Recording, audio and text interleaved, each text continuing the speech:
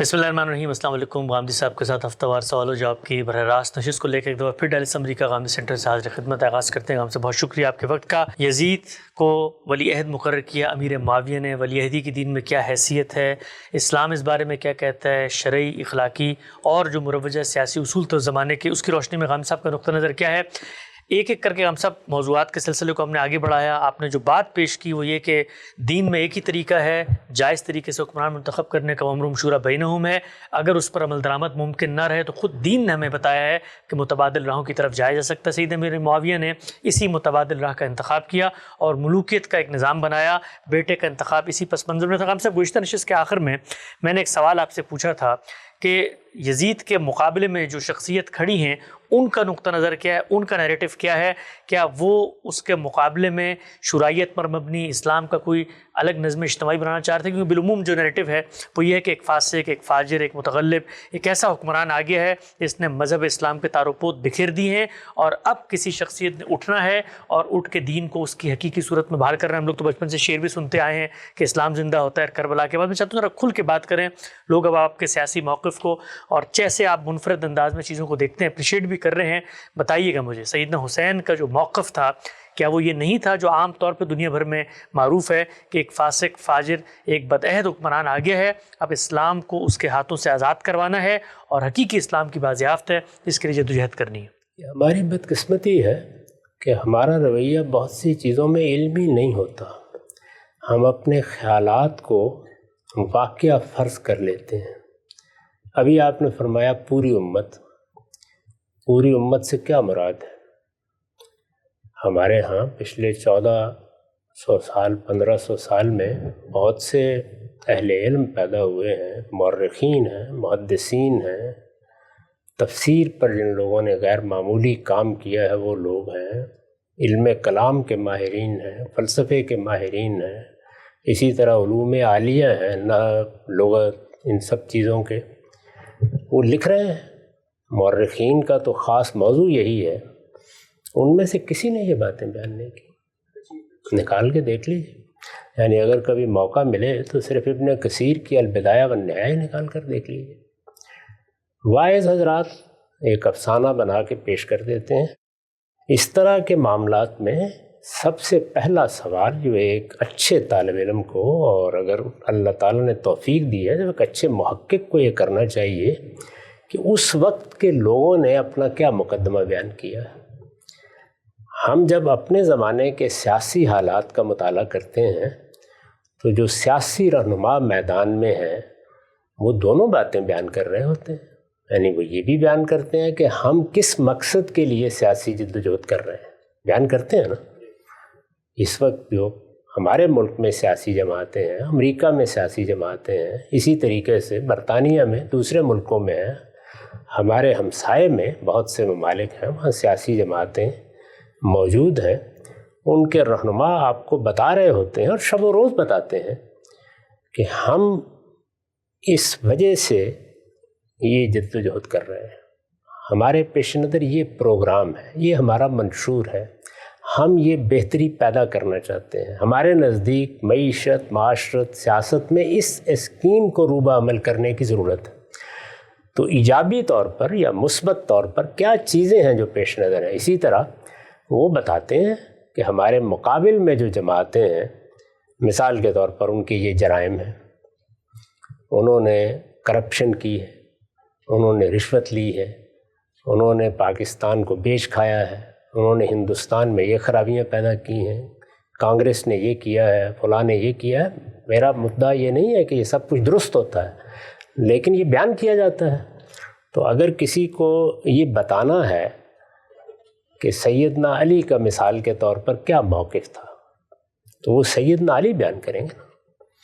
اس وقت کوئی شخص اگر یہ کہے کہ سیدنا علی کا موقف تو یہ تھا کہ رسول اللہ نے اپنے بعد مجھے حکمران مقرر کر دیا تھا، 3 حکمرانوں نے تو اس کا موقع نہیں دیا مجھے، تو اب میں نکل کھڑا ہوں۔ تو یہ بات اس وقت جو لوگ کہیں گے ان کے کہنے پہ مان لی جائے گی۔ آپ کو تاریخ میں جا کے دیکھنا پڑے گا کہ خود سیدنا علی نے جب خلافت سنبھالی یا جب خلافت ان کے پاس نہیں تھی تو انہوں نے اپنے بارے میں کیا بیان کیا۔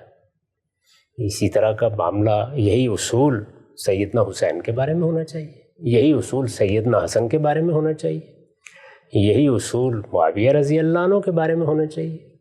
یعنی سب لوگ اپنا کیا موقف بیان کر رہے ہیں، وہ اس وقت کی سیاست کے میدان میں ہیں، اپنی رائے بیان کر رہے ہیں، اپنا نقطہ نظر بیان کر رہے ہیں، اپنا استحقاق بھی بیان کر رہے ہیں۔ اگر کہیں بیان کر رہے ہیں تو یہ بتائیے، اس سے پہلے بھی آپ نے یہ سوال کیا تھا تو میں نے یہ پوچھا تھا کہ میں ایک طالب علم ہوں، ذرا مجھے کسی مستند تاریخی روایت میں بتا دیجئے کہ سیدنا حسین رضی اللہ عنہ نے خود ان میں سے کوئی بات کہی ہو، یعنی یزید کی یہ فرد قرار داد جرم بیان کی ہو تو مجھے بتا دیں کہاں بیان کی ہے، یا یہ کہا ہو کہ امرہم شورا بینہم کے تقاضے پورے نہیں ہو رہے، جمہوری حکومت قائم نہیں ہو رہی تو اس وجہ سے میں میدان میں اترا ہوں۔ تو اس طرح کی کوئی چیز اگر کہنی ہے تو ان بزرگوں کو پہلے کہنی ہے۔ ہم اپنے تخیلات کے گھوڑوں پر پرواز کر کے نئی دنیایں دریافت کر کے نہیں لا سکتے۔ تاریخ یہ تقاضا کرے گی کہ آپ یہ بتائیے کہ ان کا موقف کیا تھا۔ اس وقت کی دنیا میں آپ کے سیاسی رہنما ہیں، روز اپنے موقف بیان کرتے ہیں، اس میں بھی بعض اوقات افواہیں اڑ جاتی ہیں۔ ابھی میں آج دیکھ رہا تھا کہ ہمارے ملک کے وزیر اعظم جو اس وقت وزیر اعظم ہیں، وہ یہ بیان فرما رہے ہیں کہ فلاں اور فلاں معاملے میں میرا جو موقف بیان کیا گیا ہے وہ میرا موقف نہیں ہے۔ تو بارہا ایسا ہو جاتا ہے کہ اس دنیا میں، یعنی جس میں ریڈیو ہے، ٹیلی ویژن ہے، سوشل میڈیا ہے، معلوم نہیں کیا کیا ذرائع ہیں، ایک طوفان ہے، ہر طرف کیمرے موجود ہیں، وضاحت کی ضرورت پڑتی ہے نا۔ تو میں تو وضاحت کی بات نہیں کہہ رہا، میں تو یہ کہہ رہا ہوں کہ مجھے ذرا دکھا دیجئے کہ ان میں سے کون سی بات انہوں نے فرمائی ہے۔ تو آج جو لاکھوں لوگ وہ موقف بیان کر رہے ہیں، آپ خود فرماتے ہیں اتنا بڑا جمع غفیر، ظاہری بات ہے آسمان سے تو اتر کے آئے نہیں، نہ کسی میدان میں جمع ہو کے سب مل کے جھوٹ بولیں گے۔ یہ لاکھوں کروڑوں لوگ دنیا بھر میں جو عزاداری کرتے ہیں، ماتم کرتے ہیں، دنیا کو یہی مقدمہ بتاتے ہیں، تو یہ مقدمہ آخر پیچھے نسلوں نے ان کو پہنچایا ہوگا۔ اب یہ دیکھ لیجئے، یہ بھی ایک دلچسپ سوال ہے۔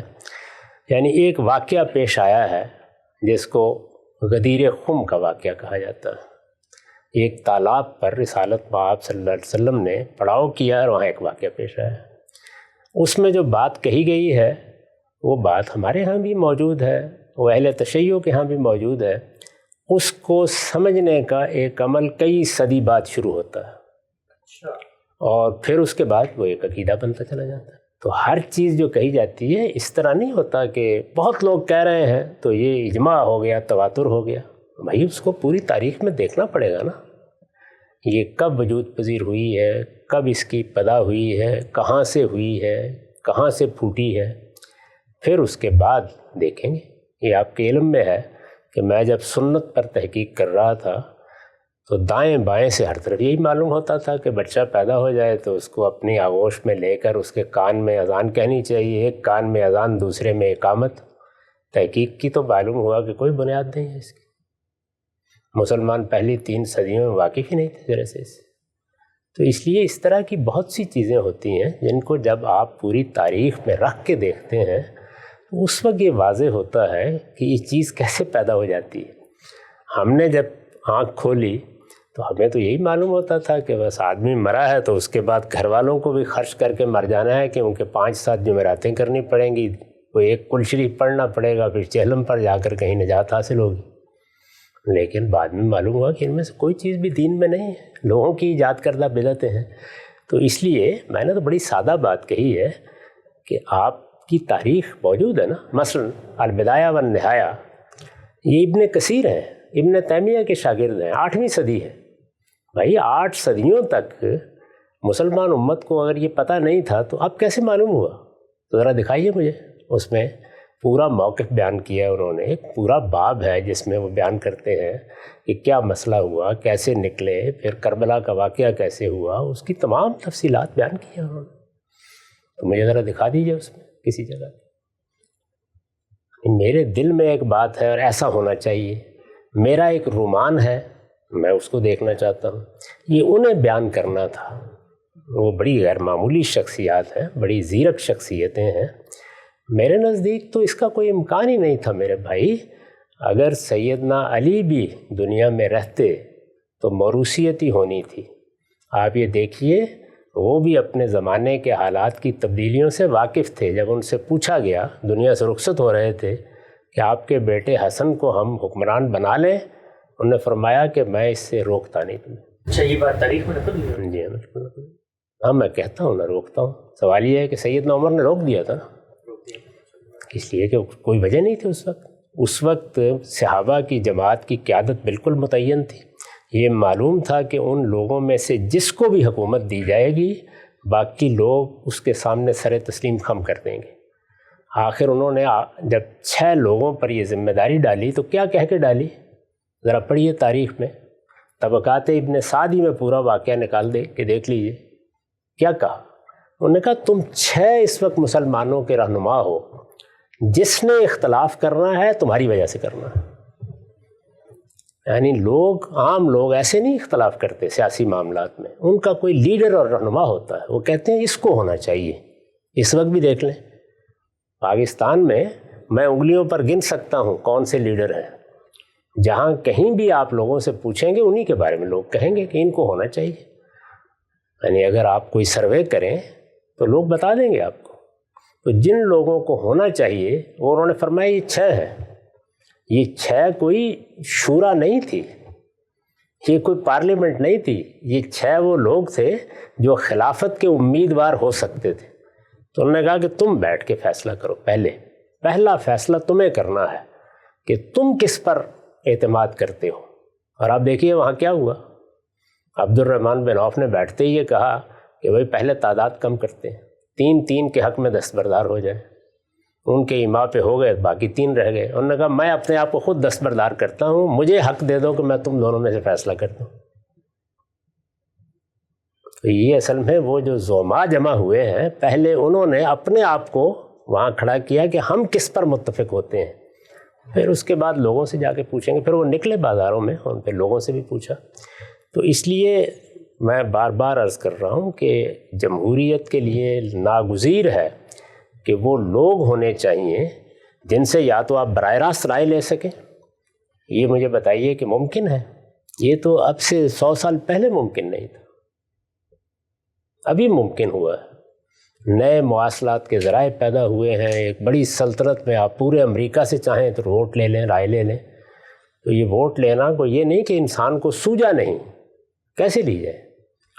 پرانے طریقے یہی تھے، قبیلے ہیں ان کے سردار جمع ہو جائیں سارے کے سارے، چلیے ان کے درمیان میں اگر اتفاق ہو جاتا ہے. ابھی آپ افغانستان میں آپ کو یاد ہے نا، ایک جرگہ ہوتا ہے خاص، قبائلی سرداروں کا جرگہ ہے، وہ بیٹھ کے فیصلہ کر دے گا. رسول اللہ صلی اللہ علیہ وسلم کے بعد کیا ہوا؟ آپ کی دعوت نے مہاجرین اور انصار میں ایک قیادت پیدا کر دی. گن کے دیکھ لیجئے وہ کون لوگ تھے. ابو عبیدہ بن الجراح ہیں، معاذ بن جبل ہیں، صدیق و فاروق تو خیر گلہائے سرسبد ہیں، سیدنا عثمان ہیں، سیدنا علی ہیں، زبیر رضی اللہ عنہ ہیں، طلحہ، یہی لوگ ہیں. عبد الرحمن بن عوف ہیں. یہ کوئی 8 10 12 لوگ ہیں جن کے بارے میں معلوم ہے کہ یہ اس وقت اصل میں مسلمانوں کی وہ جو جماعت پیدا ہوئی ہے، کوئی 1,20,000 کے قریب زیادہ سے زیادہ تعداد بیان کی جاتی ہے. ہمارے ہاں ایک چھوٹی سی کانسٹیٹنسی میں 2 2.5 لاکھ 3 لاکھ لوگ ہوتے ہیں. 1,20,000 کے قریب لوگ ہیں اور جزیرہ نما عرب کی حد تک ہے. تو یہ لوگ فیصلہ کر دیں گے، لوگ مان لیں گے. اور یہ سب کے سب ہجرت کی وجہ سے مدینہ میں جمع ہوئے تھے. اسی لیے مدینہ ہی کی حد تک لوگوں کی رائے، لوگوں کی یعنی ان زعما کی رائے لینا بالکل ممکن تھا. صورتحال تبدیل ہو گئی، صحابہ پھیل گئے، تابعین کی بڑی جماعت وجود میں آ گئی، سلطنت 3 بر اعظموں تک پہنچ گئی، لاکھوں لوگوں کا اضافہ ہو گیا. اب اس کے بعد کیا طریقہ اختیار کیا جائے؟ کوئی طریقہ نہیں تھا. جس کے ہاتھ میں بھی اقتدار آتا اس کو ملوکیت ہی قائم کرنی تھی، کوئی اور چارہ نہیں تھا. اچھا ذرا لیڈروں پر نگاہ ڈال کے دیکھیے، یعنی باقی سارے کے سارے لوگ دنیا سے رخصت ہو گئے تھے. لیڈر کون تھے؟ جب یزید کی نامزدگی ہوئی ہے، ابو بکر کے بیٹے عبد الرحمن رضی اللہ عنہ، عبد الرحمن بن ابی بکر، یعنی وہ لوگ معاویہ رضی اللہ عنہ نے گن کے بتایا نا کہ یہ لوگ ہیں جن کے درمیان اختلاف ہوگا. عمر رضی اللہ عنہ کے بیٹے عبداللہ ابن عمر، دیکھیے نا، زبیر رضی اللہ عنہ کے بیٹے عبداللہ ابن زبیر، علی رضی اللہ عنہ کے بیٹے حسن اور حسین.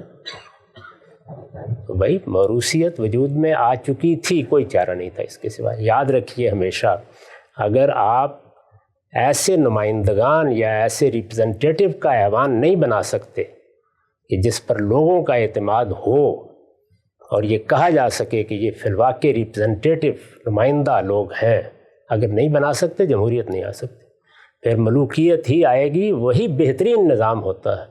سیاست میں پہلا فیصلہ سیاسی استحکام کے حق میں کیا جاتا ہے، تو اس لیے جو بھی آتا اس کو یہی کرنا تھا۔ وہ بڑے زیرک لوگ تھے، وہ حالات کو دیکھ چکے تھے، جو کچھ تبدیلی آ گئی تھی اس کو بھی دیکھ چکے تھے، اس میں کوئی اور راستہ ہی نہیں تھا۔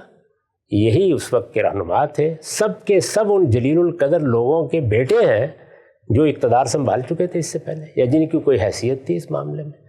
تو اس لیے میرے نزدیک یہ صرف رومانوی باتیں ہیں، ان کی کوئی حقیقت نہیں۔ خان صاحب، بڑی تفصیل سے آپ نے یہ بات واضح کی، اور اگرچہ ہضم کرنا مشکل ہے بہت سارے لوگوں کے لیے، ایک قائم شدہ تصور ہے اور آسانی سے اس طرح کی جو نئی باتیں ہیں وہ ہضم نہیں ہوتی، لیکن میں چاہتا ہوں اس سلسلہ کلام کو خاتمے کی طرف بڑھاؤں۔ ہم نے آغاز کیا تھا ولی عہدی کا شرعی تصور۔ خان صاحب، آپ کا ایک طریقہ ہے کہ آپ ہمیشہ اس فریق کی جانب کھڑے ہو کے معاملے کا تجزیہ کرتے ہیں۔ میں آپ سے براہ راست پوچھتا ہوں، سیدنا حسین کا اقدام، اس کو آپ کوئی بغاوت نہیں مانتے، اس کو آپ کوئی خروج نہیں مانتے، سیاسی نوعیت کا عدم اتفاق یا ایک طرح کا اختلافی موقف مانتے ہیں؟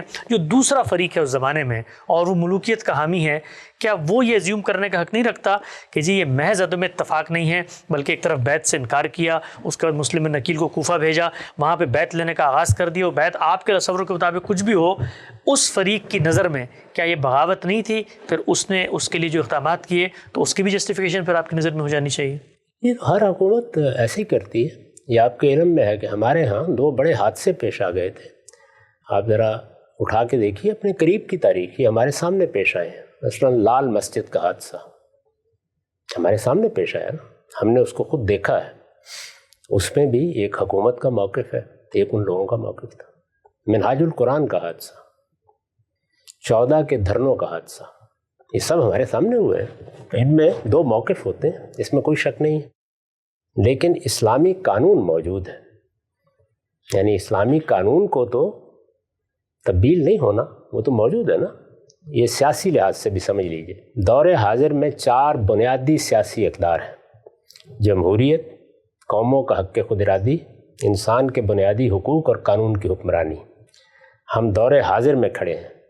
ان میں سے قانون کی حکمرانی اس وقت بھی مانی جاتی تھی، ہمارے فقہا نے اس کو قائم کر دیا تھا، اور بارہا بڑے ہی غیر معمولی حالات میں اس قانون کو پیش کیا ہے اور بادشاہوں نے اس کے سامنے سر جھکایا ہے۔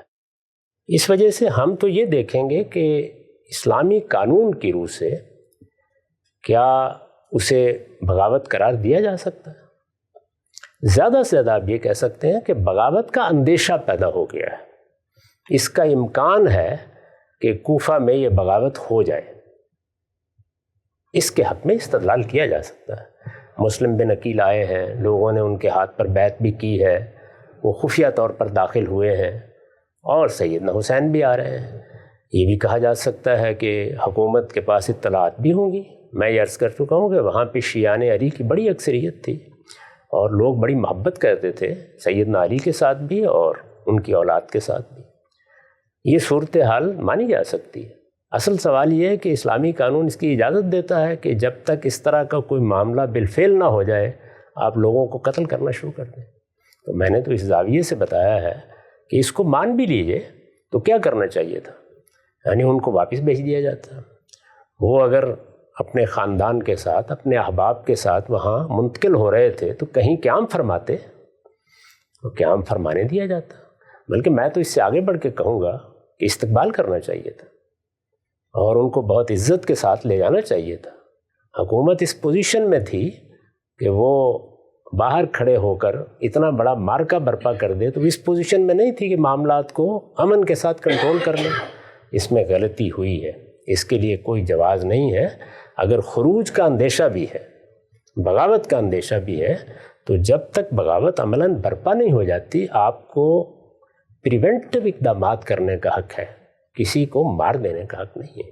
میں نے بتا دیا آپ کو کہ انسانی جان کے بارے میں اللہ کا قانون یہی ہے کہ 2 ہی صورتوں میں لی جا سکتی ہے، کوئی تیسری صورت ہو ہی نہیں سکتی، یا قصاص میں یا کسی نے فساد پیدا کر دیا ہے، لوگوں کی جان مال آبرو کے لیے خطرہ بن گیا ہے، ڈاکہ ڈالنے کے لیے اٹھ کھڑا ہوا ہے، امن و امان کو درم برم کر رہا ہے، تو آپ اس کے خلاف اقدام کر سکتے ہیں۔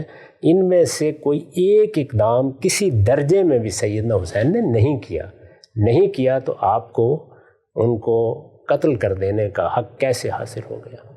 میں نے اس سے پچھلی نشست میں بھی عرض کیا تھا کہ یہ شہادت سر تسر ایک مظلومانہ شہادت ہے، کوئی شخص بھی اس کے لیے اپنا کوئی عذر پیش نہیں کر سکتا۔ صاحب 6 نشستوں پر مشتمل یہ گفتگو خاتمہ کلام تک پہنچتی ہے، اس کے بعد 100 کے قریب ایسے سوالات ہیں جو غامدی صاحب کے اس پورے موقف پر اٹھائے گئے ہیں۔ میں چاہوں گا کہ وہ سوالات براہ راست لوگوں کے اسی لب و لہجے میں، اسی طنز و تعریض اور اسی تند و تیز جملوں کی صورت میں غامدی صاحب کے سامنے میں رکھ دوں، اور ایک ایک کر کے غامدی صاحب سے ہم ان چیزوں کا جواب طلب کریں۔ ہم سب پہلا سوال آپ کی خدمت میں ان 100 سوالات میں سے جو مشتمل ہے میں آپ کی خدمت میں رکھ دیتا ہوں۔ حضرت امیر معاویہ اور حضرت علی کے بارے میں آپ کی گفتگو سے ایسا کیوں محسوس ہوتا ہے کہ آپ حق پرستی کا ساتھ دینے کے بجائے مسلک پرستی کر رہے ہیں؟ دیانتداری کا تقاضا ہے کہ اسلام سے مخلص ہوا جائے، نہ کہ اپنی مقدس شخصیات سے مخلص ہوا جائے۔ اسی طریقے سے انہوں نے لکھا ہے کہ اپنی گفتگو میں بہت خوبصورت طریقے سے آپ نے بنو امیہ کو بچانے کی کوشش کی ہے۔ غامدی صاحب ان 100 سوالوں کا کیا جواب دیتے ہیں؟ سیدنا علی، سیدنا امیر معاویہ کا اختلاف، یزید کی ولی عہدی، اور پھر اس کے بعد سیدنا حسین کا ایک اقدام، اس پر مشتمل 100 کے قریب سوالات انشاءاللہ آغاز کریں گے اگلی نشست میں۔ وقت یہاں پہ ختم ہوتا ہے، دوبارہ حاضر خدمت ہوں گے، اب تک آپ لوگوں کا بہت شکریہ۔